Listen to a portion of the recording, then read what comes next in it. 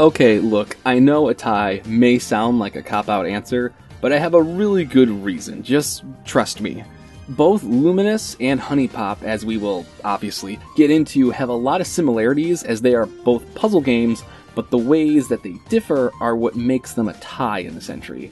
Not because they are equally as beloved to me. If I had to choose, I would probably say I like HuniePop more, but pairing them together gives you a really good look at the spectrum of what I love about puzzle games. But enough intro ramble, let's actually get to it.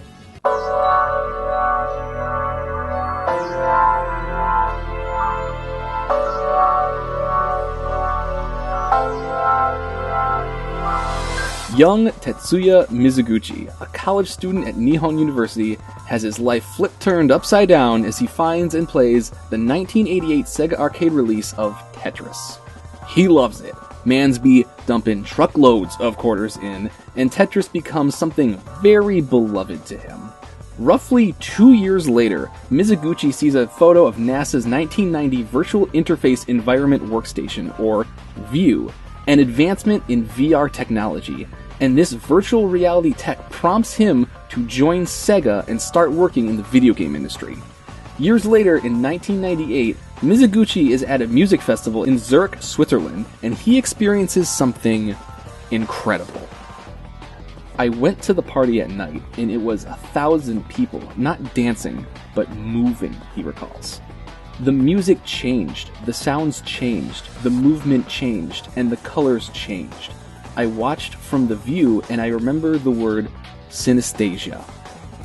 These three moments, playing Tetris in 1988, seeing NASA's VR technology in 1990, and experiencing synesthesia at a music festival in 1998, are probably the most important things to understand about Mizuguchi when looking at his games. I try very hard these days to divorce myself from auteur theory, especially in gaming, where at best large auteur names like Hideo Kojima can absorb all perceived influence, minimalizing acknowledgement of additional staff who could have contributed to the game, or at worst, where a director or producer with so much power on their being can completely and unjustly be credited on work they have no creative influence on. Like when IGN recently reported Melty Blood Type Lumina as being associated with ex-Street Fighter producer Yoshinori Ono, despite him working at the publishing company Delightworks and the developers of the game actually being Kamone Serizawa and his team at French Bread.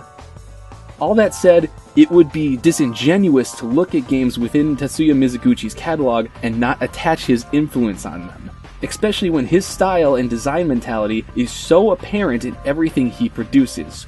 With maybe the exception being 99 Nights, what the fuck, I had no idea Mizuguchi was a producer on this.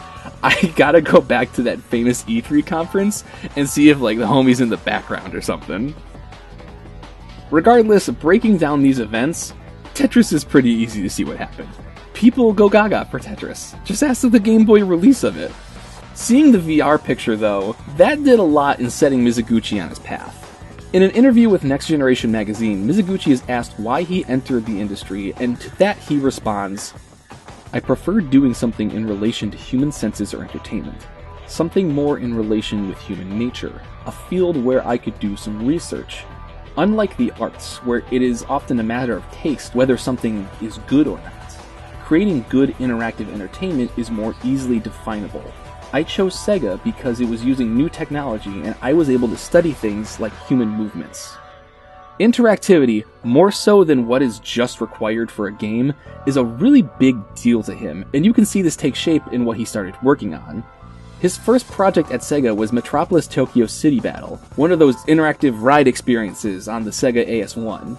This sort of approach to interactivity has popped up many times in his career, such as the Trance Vibrator for Rez, or Children of Eden using Kinect/PlayStation Move.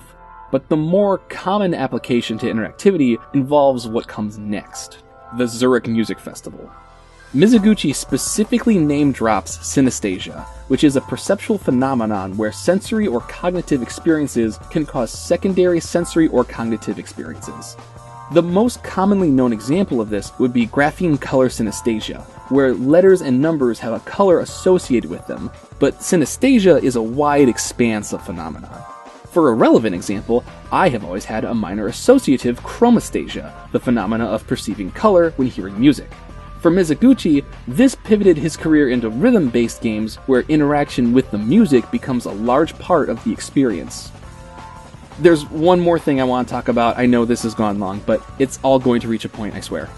After all these moments that are critical to Mizuguchi's work in the medium, let's fast forward to 2018, where Mizuguchi and his team at Enhance released Tetris Effect. As most of his work is cult favorites, this could be seen as his most popular release. The VR integration, the interactivity of sounds and music, so much of what makes this game so powerful is the culmination of Mizuguchi's influences. Much like his description of that music festival back in 1998, the music, sounds, movement, and colors are all changing in harmonious fashions, immersing the player not just into the game, but as an active part of the encompassing experience. From dumping quarters into Tetris in 1988 to creating an all-new way to experience Tetris in 2018, Mizuguchi and Enhance's take on the series with Tetris Effect is a stellar, emotional, evocative version of Tetris the likes the series has never seen before. Which is all the more interesting because I personally think Tetris Effect is a game in the Luminous series.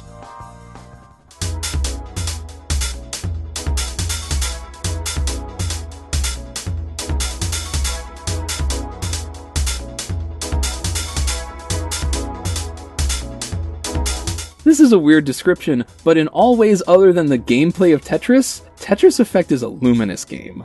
Now, if you've played Luminous, this might be more apparent, but if your only point of reference is Tetris Effect, then congratulations, you've mostly experienced the Luminous games.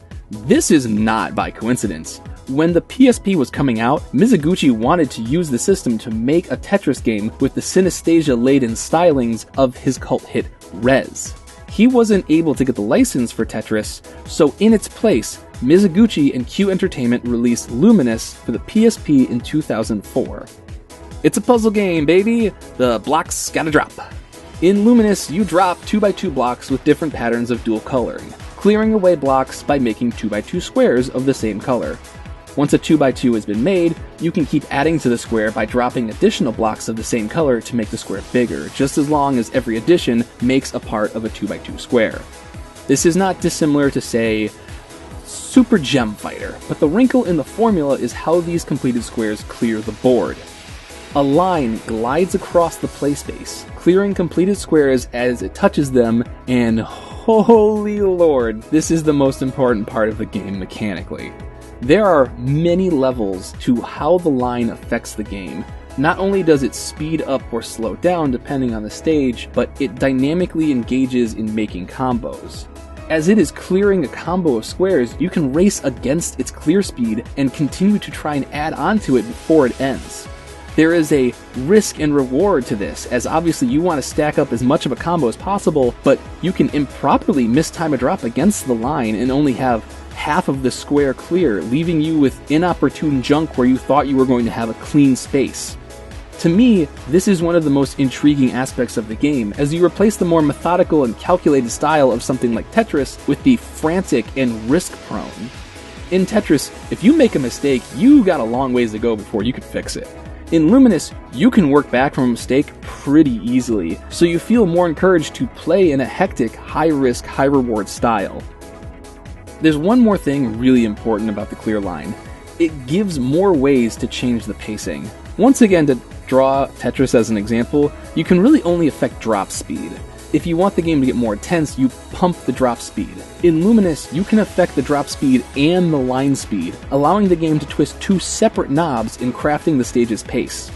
You can have high-speed levels with fast lines and fast drops, easy levels with slow drops and quick lines, or one stage in particular that I'm always like, yeah baby, it's time to style on them, where you have a normalish drop speed, but the line slows to a complete crawl, meaning you can just combo the gravy train all the way home. Okay, let's use this to segue out of the dumb mechanical talk and into what the game is actually about. How this all combines to affect the soundscape. This might come as a surprise. When the level is high-paced or slow-moving, the music tends to pair well with that. Shocker, I know. But having the pace of the puzzle game match the pace of the sounds is very important because Luminous is all about making music. purposely said soundscape earlier instead of music, I really think Luminous wants to give you a soundscape to play with and for the music to come from you. Every movement, every input in this game gives you a sound. Every drop, every turn, every clear, every combo, hell, even sliding the block from side to side gives you a unique jingle. This isn't just for flavor and flourish. These are tools given to you to build, for you to create.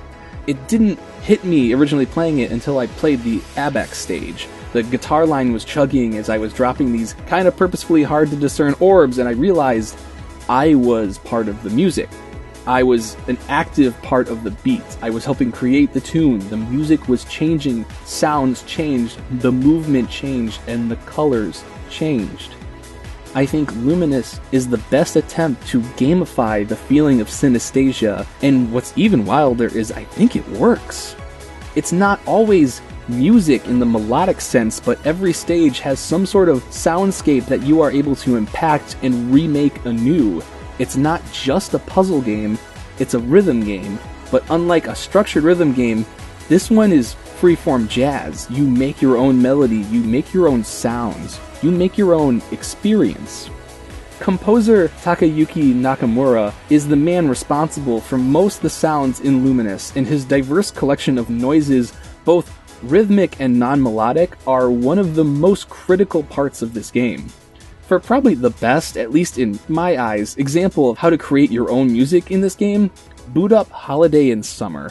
It's this reggae jam where all your actions control the wahs and steel drums, and it just turns into this dirty, funky session as you clear out line after line of squares.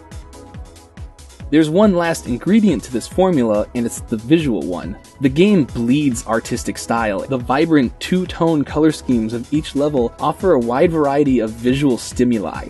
It's shocking how many unique palettes this game comes up with based around just two colors. Sometimes they are these powerful, eye-catching blasts of color, like the red and white pearls from Just, or the raucous neon cyan and magenta from Spirits. Other times the colors are melding together to muddy the screen and make decision-making a little more difficult, like Fly in the Sky's similar blue tones or the complex paw print shapes and taupey hues of Take a Dog Out a Walk. These are never properly made to be difficult to see, but sometimes less obvious than the norm. There is one color combination that seems synonymous with the series: white and orange. It's the first set of colors you see when the first skin, Shinin', boots up, and it's a combination that is recycled the most. I think there's a good reason for that.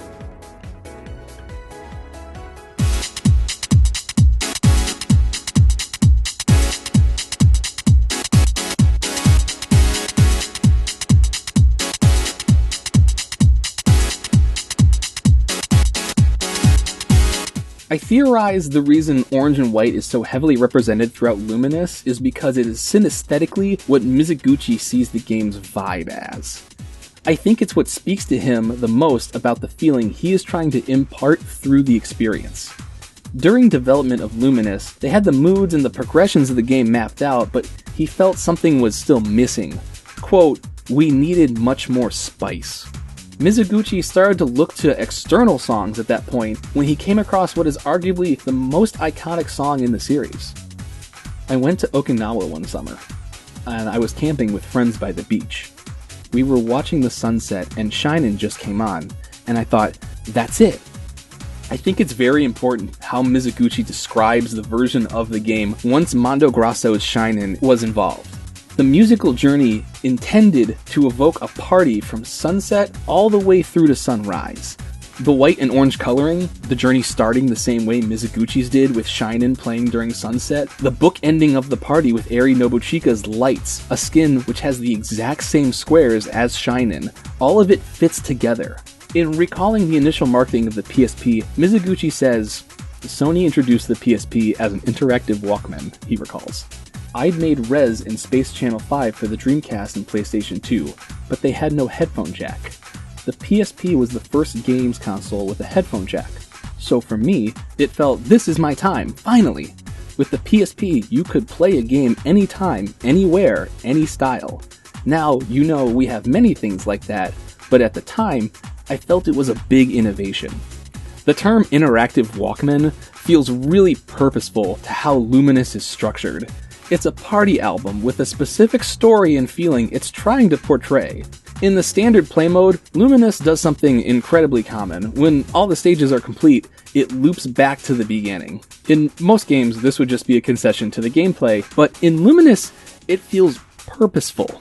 It's an album. It's a night of partying. And when that album ends and the sun rises to show a new day, you can still do it all again the next night.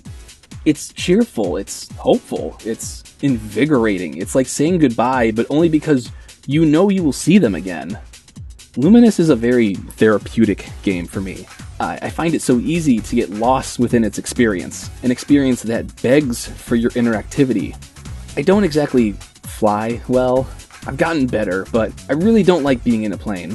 I took my Switch on one of my travels to try and pass the time, and I couldn't really get into anything. I was a little too stressed to properly play Fire Emblem Three Houses, so I booted up Luminous, and before I knew it, I had landed.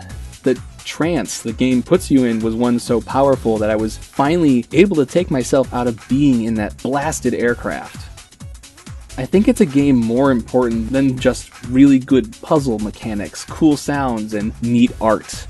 I think it's a real experience, and one that is more ambitious than it may seem at first. I can only hope that after the success of Tetris Effect, Luminous Effect is coming down the pipe. It's the natural progression for the series, taking that last piece of Mizuguchi's influence in VR and applying it to one of the games that is so full circle encompassing in all the things that led him to where he is today. And even if that never happens, just having Luminous remastered is enough. An utterly fantastic game and an engaging take on the puzzle genre.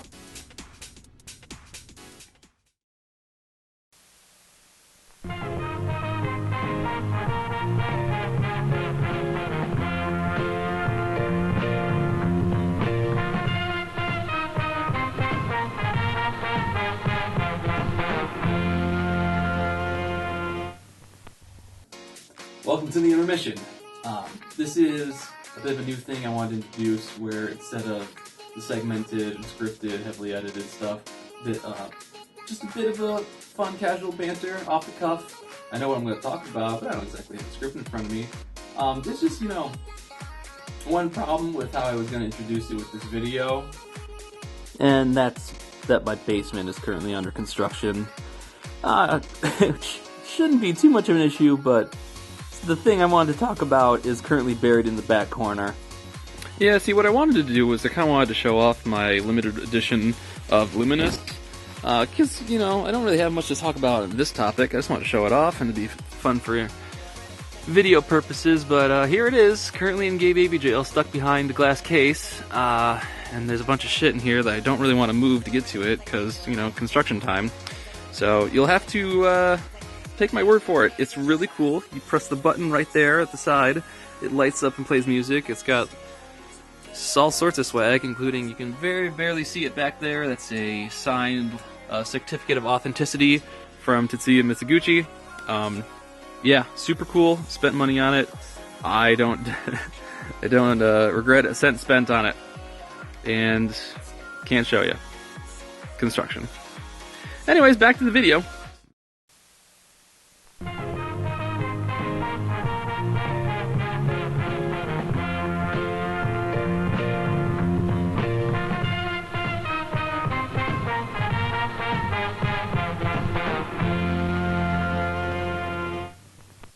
The following will include content warnings for discussions of sexual nature.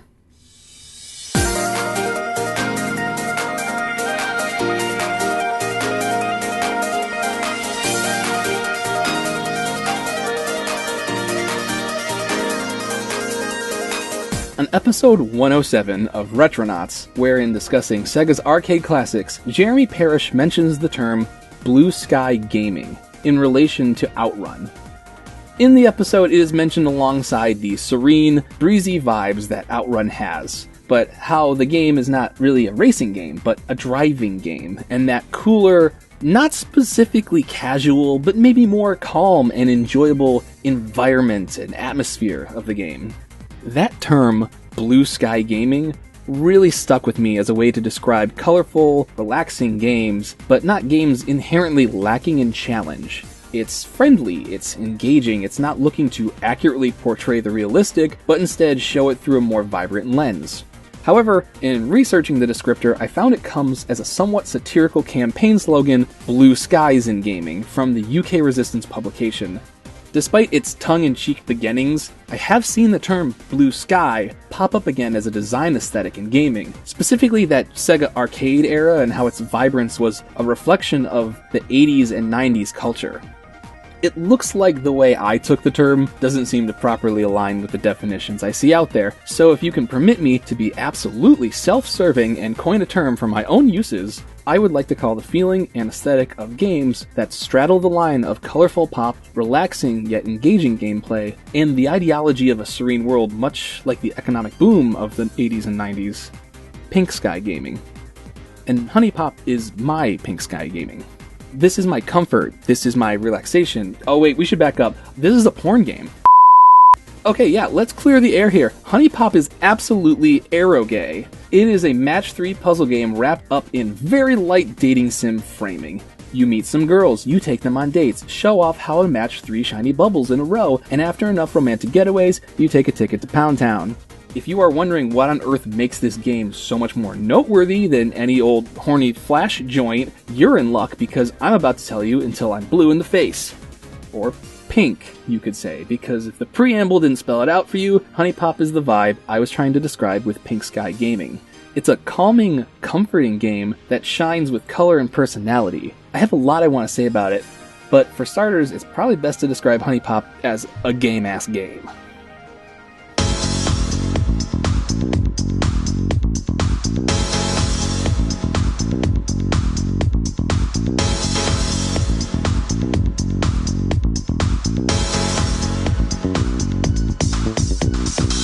Y'all ever matched some threes before? Well, it's a lot like that, but this time a cute girl might cheer you on. Awesome. It's perfectly stock standard. You can set up 4 ofs, 5 ofs, or even 6 ofs if you're really out here to impress.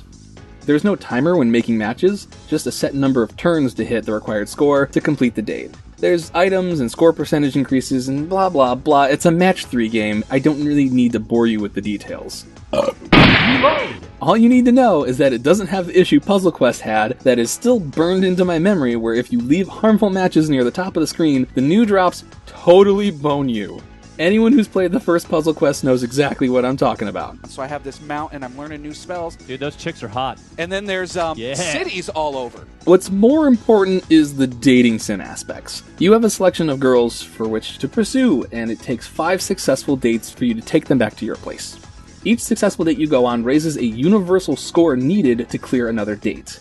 There are 2 currencies in this game, money and honey. You spend money on gifts, food, and drink to be in the girl's good graces, and you spend honey on personal stat increases so you can perform better against the constantly rising universal score requirements.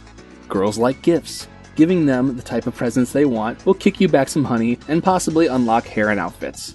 They also have a food and drink meter. Talking to a girl requires 2 food and yields honey in return. They also need at least 2 food to be taken out on a date. Having additional food meter when taking them on a date will give you some extra turns to work with. Drinks work the same way. The more drink meter a girl has, the more honey can be gained when talking to them, and the more sentiment, the item resource in the game, you will start the date with.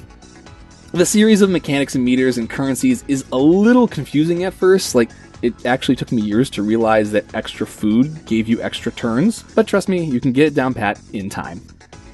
So you take girls on dates, match those 3s, and with success, you'll gain these little hearts, alongside the girls sending you pictures of increasing riskatedness, because remember, ero-gay.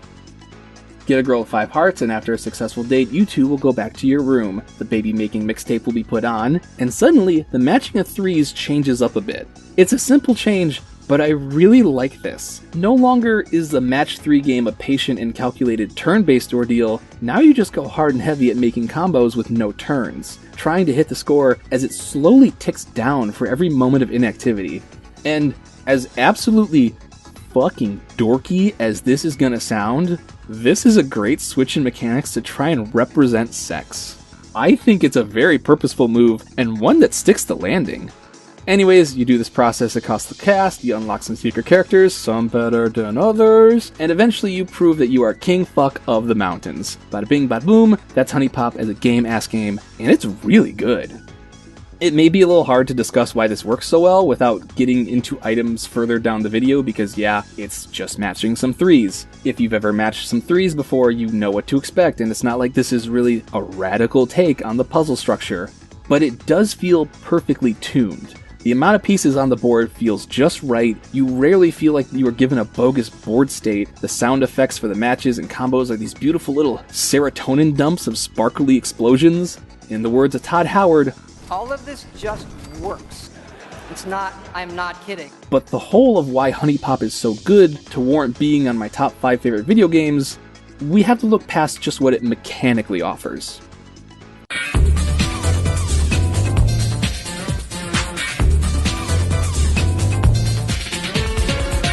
I'm trying to word this carefully because I don't want any aspect of this to come off as xenophobic, but HuniePop is an American take on a Japanese genre. Stateside, we do not have many games like this, and when Western attempts at genres like VNs or JRPGs happen, especially in indie spaces, there can be this weird xenophobia attached to them, either through parody of structure or the idea that they are fixing said genre. So when I say that a lot of the writing works for me, I'm not trying to draw any sort of different equals better comparison, I just wanted to get that out of the way. So yeah, I love the writing. HuniePop pulls off the task of somehow being both really endearingly cute, making me attached to the majority of the cast by how joyful and vibrant they are, and hilariously crass, making me laugh at its self-awareness and crude sexual humor. The main culprit of this is Q, the foul-mouthed love fairy who guides you through the game. We need to get started right away. Tell me, how many dates have you been on? Oh my god, it's worse than I thought, isn't it? Alright, grab your shit, we're going on a date right now. Someone has to show you the ropes. She runs through the game like a comedic force, not just as the obvious mascot to the game, but also as the boner comedy wisecracker, flippantly describing each girl and eventually joining the fray as a dateable character. There are times where this gets a little dodgy for me, but on the whole, the mischievous Horn Lord really works as a character, and also kind of the thesis for the game. It's funny, it's crude, it's self-aware about what kind of game it is, but it's still cute. What really sells this is the excellent voice work by Jacqueline Amy. She makes the snide, jokester tones of Q come out in full effect. In fact, before we talk about the other girls, I just want to blanketly compliment the entire voice cast, with maybe one exception. Oh, I'm glad you're here, Master! The voice acting is outstanding, and maybe again this could be a thing where I am more receptive to it because it's an American game being done in English instead of a foreign game in a foreign language, but at the end of the day, I think the work done here is just wonderful. There's so much charm and character across the board that it really brings you into the experience. Emily Koch's performance as Tiffany creates the perfect, bubbly, girl-next-door sweetheart. Like, just try your hardest not to smile when she says, What's shaking, bacon? It's stupid, it should be illegal to be this cute. Hayden DeVoe does a wonderful job making Kiana sound like the energetic and excited girl that she is without the character going over the top. Oh, dude, you know what? You have to try one of the yoga classes they do here. The instructor is awesome. I think you'd dig it. If you like being in a room with a bunch of sweaty girls, that is. Skylar Davenport successfully makes Nikki come off as a really elitist jerk, which I wholeheartedly think was the intention, and I love because I'm sure everyone was like, oh, I'm gonna date the gamer girl, and then realizes she's off-putting and callous just like a capital G gamer would be. She's a bitch. Okay, so why are you here exactly? Sorry, but can you leave me alone? There's plenty of other girls here for you to talk to.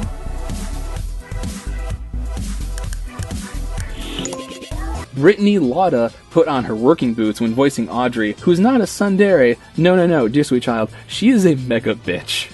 Is that so? Well, you're going to have to do a lot better than that. Sorry. But you did put in effort, I guess. And you are kind of cute. I'll tell you what, if you're lucky, maybe we can go get high sometime. You down? That works for me.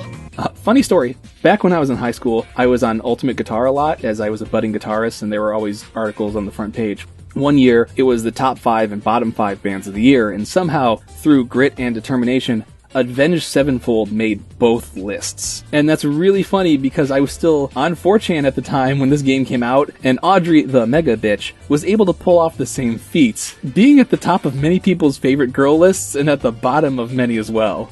Finally, Amber Lee Connors voiced absolute perfection when she gave Belly her soft, sweet, innocent demeanor. God, I love Belly so much. What a stinking cutie. I don't want people to think I'm like that, you know? Shut up. You know what I mean. Well, I guess it's not that bad. I mean, if you're really saying you like it. Oh, and hi. The person inside of the bikini you're talking to, her name is Belly.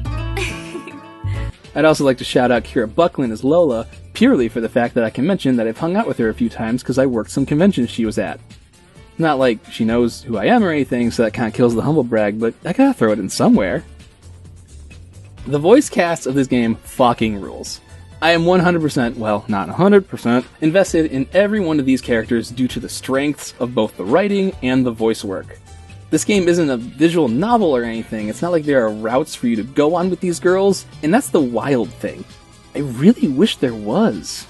When you finally do the sex thing with the girl, there is this empty feeling I get because I wish there was more. The best feeling a game can leave you with is wanting more of what it's doing. The strength of the characters really made me want more stories and interactions with them. There is enough breadcrumbs to give you that drive to see more. Like, Tiffany is Jesse's daughter, and through talking to both of them, you can figure out that they are estranged, probably because Tiffany doesn't approve of Jesse's lifestyle. But Jesse's favorite season is winter, and her favorite gifts are Christmas-themed ones, and Tiffany was born only a couple days before Christmas, so you get this feeling that even though they are no longer on any sort of terms with each other, Jessie still feels something about that time of her life when her daughter was born, and fuck me, that's character work. That's legitimately something to grab onto. Jessie isn't just a porn star MILF because it's the porn game and you need a porn star MILF peg to fit a porn star MILF hole. She's a porn star who had her daughter early in her teens and had to raise her, never able to truly experience her youth, so she recklessly clings onto it now, an act that her daughter cannot agree with, thus severing their relationship. My fucking dude, that's a story. And this isn't exactly an isolated incident. If you are really, and I mean really keen, you might be able to suss out that Audrey's mega bitch, I'm hard as fuck boy attitude is so overblown that it feels like an act.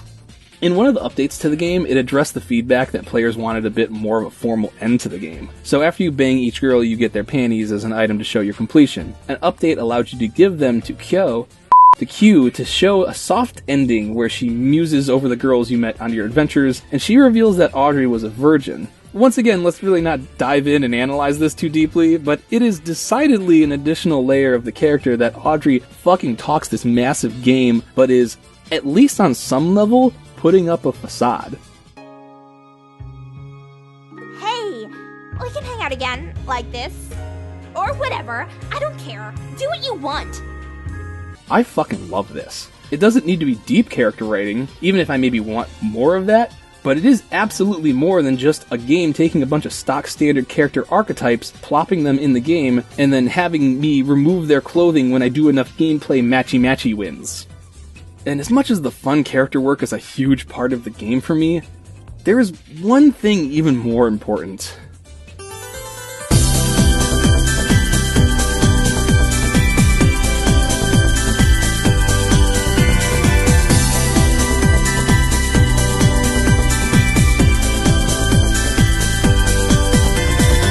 It might come as a shock to you in a game about romantic and sexual conquest that the music does a significant job in placing the mood. HuniePop has all sorts of incidental music for its locations. University Campus has a track with school bells, Turtle Beach Bay has steel drums and slide guitar, Lusty's Nightclub has an admittedly kind of bangin' dance bop. This shit isn't exactly big brained. It's kind of what someone would expect from a game with any sense of music direction.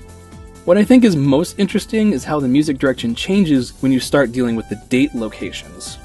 If I had to split the music direction into groups, I would say there is themed setting music, like the Gold Falls Casino date has high roller sounds to it, Corkscrew Carnival has some big top music, like music evocative of the location. Then there is what comes off to me at least as mid-2000s indie twee music.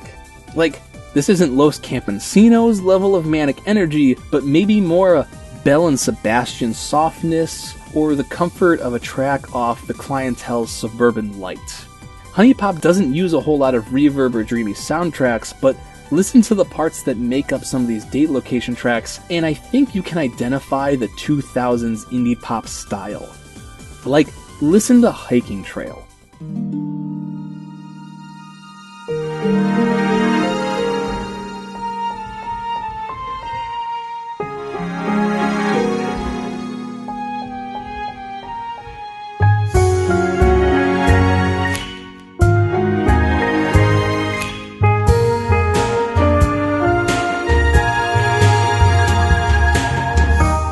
It's slow and warm and comforting, little dips of piano here, an embrace of half-note hand claps in the background.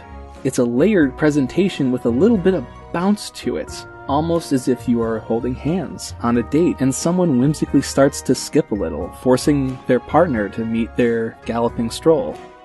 Or you have more guitar-focused tracks like Farmer's Market.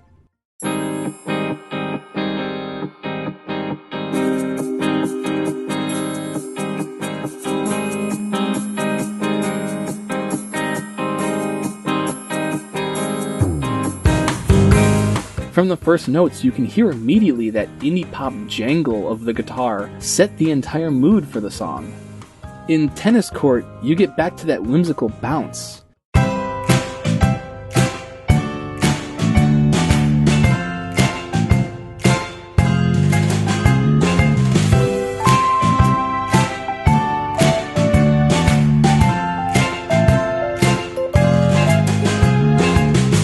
The keyboard leading you on a bright and sunny path, while the background elements of the snappy guitar and hand claps almost sound like the snapping of fingers.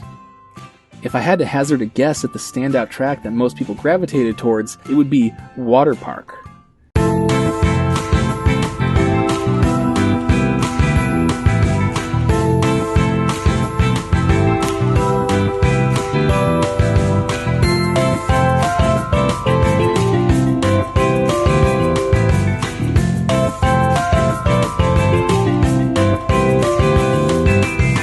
Like, just listen to what's going on here. That upbeat guitar, that melody led by the keyboards, the sound of cascading bells intermittently sprinkling itself throughout the composition. It's immediately evocative of energetic fun, but never crossing into a more manic or intense pace. It's still calming and comfortable, just like what going on a date should be. The third delineation of HuniePop's soundtrack may be the most important and subversive. It's romantic music. For how crass and self-aware HuniePop may be in writing, there is I almost want to say vulnerability to some of its date music. It's easy to make fun of itself for being a comedic air-gay romp, but it takes a real attempt at emotion to convincingly make some of the evening dates have an earnest sense of romance to them. And it really works. That snide veneer, that comedic armor, falls away when you go on a date like the scenic overview.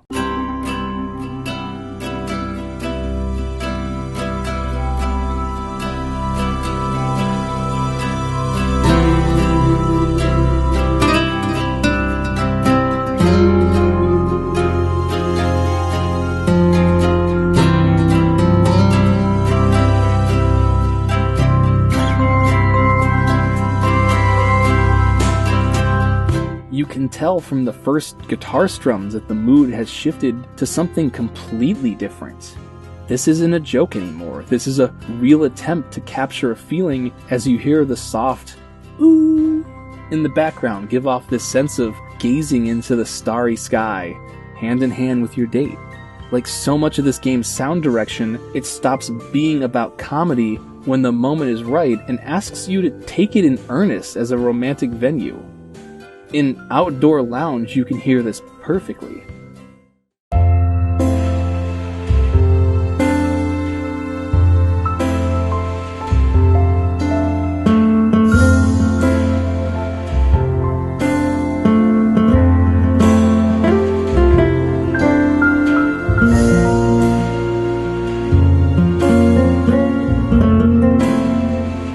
It's like Turner Classic Movies presents Honey Pop. Between the slow dripping hits of the ivory, layered with the plucking of nylon string, you are transported to a golden age Hollywood romance. Given a song that Sam would play one more time, for old time's sake. It's staggering how the game takes a hard pivot in tone to something so beautiful and sincere when it originally presents itself as a total boner comedy elsewhere. And the beauty is that these groups all have times where they blend together.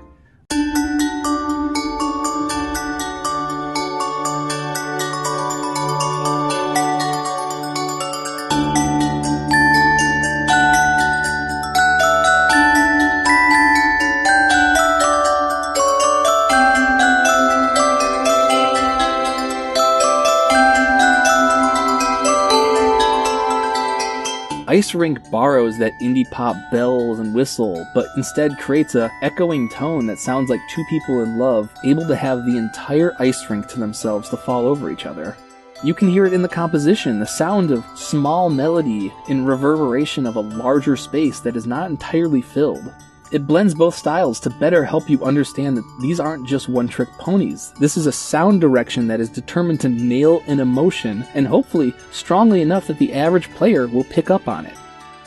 No example is more powerful than Corkscrew Carnival.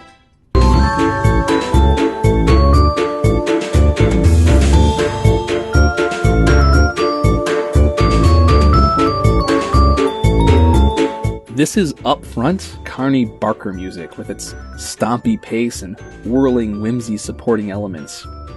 But then something happens.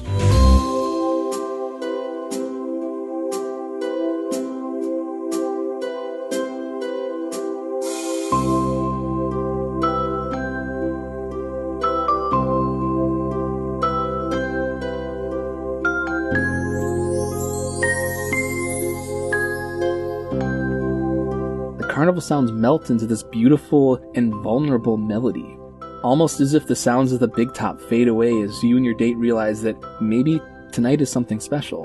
Maybe your hands interlock as the stars above look down on you. In this moment, there is little else in this world than these two people and how they feel about each other. Perhaps the admittance of budding love. That's what this game does to me. It takes me places. It evokes romantic situations. It's such a powerful score of tracks. And even if my date for the night is Audrey sundarying up a storm, it's nearly impossible for me to deny the type of feeling the game is trying to present. I know this section was incredibly fantastical with its descriptions of music, but that's legitimately what I feel when playing the game. It's outstanding, and not only one of the greatest soundtracks I've ever heard, but one of the greatest uses of a soundtrack I've ever experienced. If you have stuck with this explanation long enough, I appreciate you. But there's one last thing I want to mention to really put how I feel about this game's strengths in context.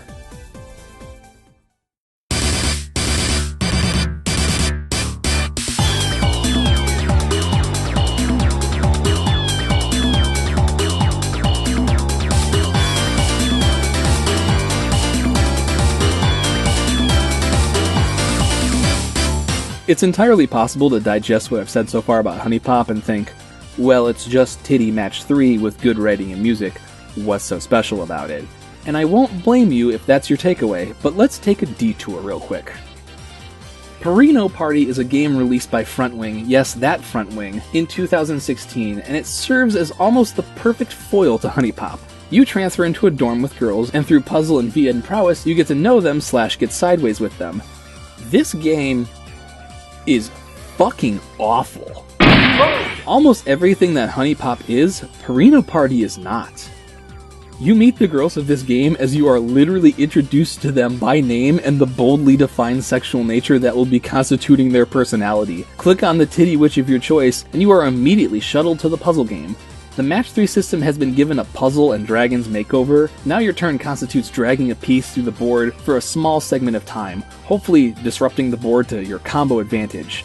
This blows. It both has limited turns, so you want to play smartly, but also time limits for thinking about your turns and taking your turns. Because you are on a timer with your move, it's hard to plan out how to best warp the board in your favor, and it encourages you to just scramble as much shit together without harming yourself. It's not particularly engaging, and there's no real sense of reward. There's no room for you to feel like you planned out the best course through the board state, but it's also too limiting to really feel like you were able to quick reflex combinations in a successful manner. Like, the obvious strategy is that you go into fever mode, and you continue to be in fever mode as long as possible because that's what increases your score. So, if you don't have an ability to match into fever mode, sometimes you just feel fucked. It also feels totally luck-based. The scoring system greatly prioritizes combos over large segment matches, so it often feels like you're just at the mercy of what drops from the top to help in creating large combo strings. After the puzzle, you do a quick VN segment with the girl where you talk about the horn lordiness du jour.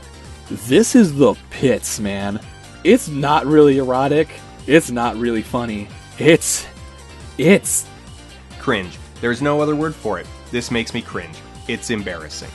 Every girl is presented with the most paint-by-numbers approach of erotic fan service targeted towards a teen who is definitely never fucked. It is the type of bad fan service you wish you could excise from an otherwise enjoyable anime, but here, it's the only thing going on. It's the fucking narrative equivalent of a dude who talks mad game about how good he is with the ladies, but has never heard of foreplay. Meet Yaguri. She likes porn. No, literally, that's how she's introduced. That's not her interest, that's her personality. Anyways, you Cringe. your way through 4 girls who could probably pass out from a horny-induced fever at any moment, and are gifted a second set of girls, and the game takes a really weird pivot. These 4 girls are not horn lords. They're all creative types, and the VNs you do with them are very strangely in context chaste. Which is cool because you're getting these small vignettes about art girls and it's not world shaking or anything, but it's something. But these little stories are then juxtaposed against the fact that this is still a titty game. So you talk about artistic inspiration with Kagari, and then with no relation, you are given a picture of her with her tits out. It's baffling, but I think I get what's going on. See, assumedly, these girls come from 2 other Front Wing games, Pure Girl and Innocent Girl, which is very comedic that the first set of girls are the Pure Girls. So all the content is retrofitted into the just haphazardly puzzled game cash-in. The kicker is that Pure Girl and Innocent Girl were not localized, and Burrito Party was only released stateside, so it looks like this was a very purposeful attempt to ride HuniePop's Western-focused popularity as fast as possible. As a packaged product, I don't know why anyone would play this. It is slapped together to cash in on HuniePop's success with no effort put into actually presenting something other than a catalyst for hentai I would have gotten bored with back in my teens. The gameplay isn't engaging, the VN segments are. Cringe. There's no other word for it. This makes me cringe. It's embarrassing. And then they morph into just plain tonally confusing. The nicest thing I can say about the game is that the interior design is very beautiful. Like, look at the floating fireplace near the glass wall? That's comfy as fuck. I would love to read there. You could easily have a more fun time playing Minesweeper with Hentai Haven on in the background, and you can do that for free. There is nothing here, just fast-burning sugar and empty calories. Cringe. There's no other word for it. And so in comparison, you can hopefully see what sort of completed package HuniePop is. It's very determined to be a capital G game, something that if you remove the erotic content from, it would still be enjoyable, but it also doesn't want to be something where the erotic content is removable. It's part of its identity, and all those pieces, each slice of the completed circle, all work in conjunction with each other to make the whole product. Before we take this to the conclusion, I want to mention that HuniePop has an endgame challenge run called Alpha Mode, where the score requirement continues to get higher and higher to ludicrous numbers. I've been saving this for the review, but the last part of this video will be me clearing level 100 of Alpha Mode, the highest score requirement the game has. This game is so fun and relaxing and engaging that on evenings where I wanted to relax, maybe get a little zooted and just unwind, I would boot up Honey Pop and clear alpha mode out. I don't do relaxing game stuff very often, kinda comes with the territory of being so involved in competitive fighting games, so the fact that I kept playing the game to this degree should really showcase how much I enjoy it mechanically.